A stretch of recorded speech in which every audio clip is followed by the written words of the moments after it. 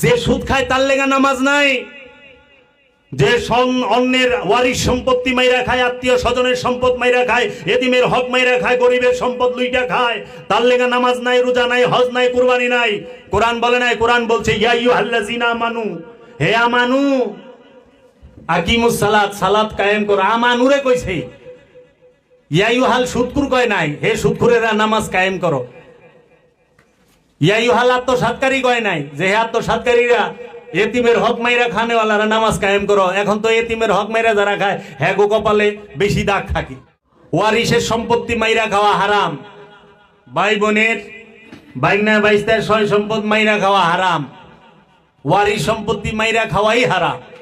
এইটা জানার পরে ওয়ারিশ সম্পত্তি মাইরা খায়, হ্যাঁ কি মুসল্লি না? হ্যাঁ আবু জাহেল। আবু জাহেল কি গলি গলিতে আছে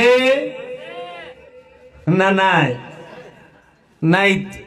আরে প্রত্যেক গ্রামে আবু জাহেল খাড়ায় রয়েছে, প্রত্যেক গলিতে খুঁজলে বাইর করেন যাইব আবু জাহেল, কিন্তু তার আবু জাহেল কম যাইব না, বুঝালেই তো হইব।